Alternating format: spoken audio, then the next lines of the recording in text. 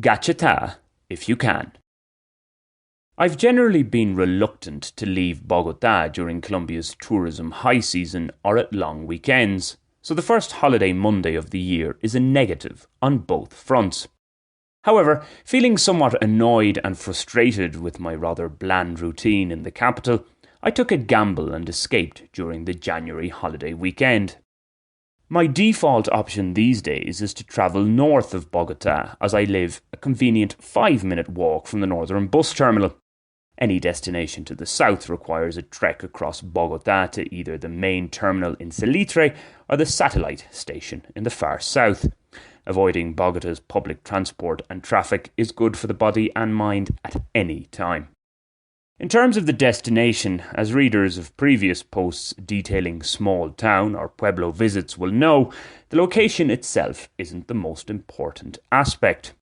Almost any town within a 200-kilometre radius of Bogotá will have a reasonably priced hotel, a picturesque main square, a panaderia with drinkable coffee, a tienda with affordable beers, and a few hills to wander around to work up a sweat and enjoy a little bit of nature. It's a bonus if there's a relatively clean river or lake to chill out by and even bathe in. On the minus side, one usually has to be prepared to encounter some mad dogs. Nothing's perfect. This time around, I wanted somewhere warmer than Bogotá, but not ridiculously hot. Looking at the map, for some unknown reason, I was drawn to the town of Gachetá.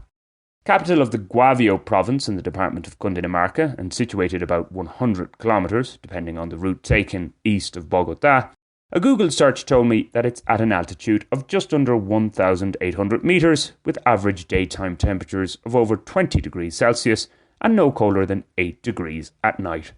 The jacket can stay in the bag. A mistake, however, was to assume that buses from Bogotá to Gachetá leave from the northern terminal. They don't. Thankfully, though, I didn't have to go to the other terminals. Gachetá-bound buses leave from Calle 72 with Avenida Caracas, a 40-minute Transmilenio journey from Terminal Norte.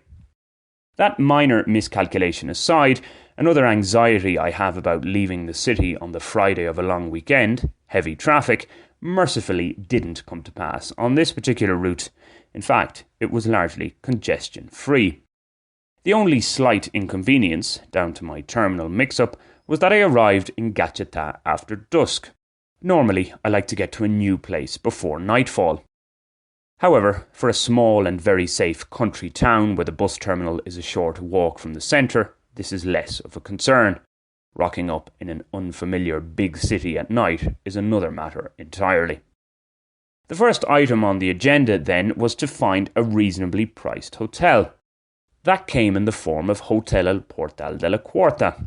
At 25,000 Colombian pesos per night for a spacious ensuite room with a hot water shower, not that the hot water was needed, a comfortable double bed, cable TV and, of course, the essential steady Wi-Fi, one can't go too wrong.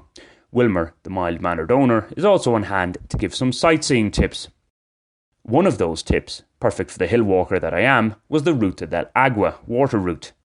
This incorporates a 4-kilometre trek, taking the most direct route, up to a statue of... Go on, give a guess. Yes, that's right, the Virgin Mary. No Colombian town is complete without such an attraction. If it's not Mary, it's Jesus. The spot offers a nice view of the town and surrounds.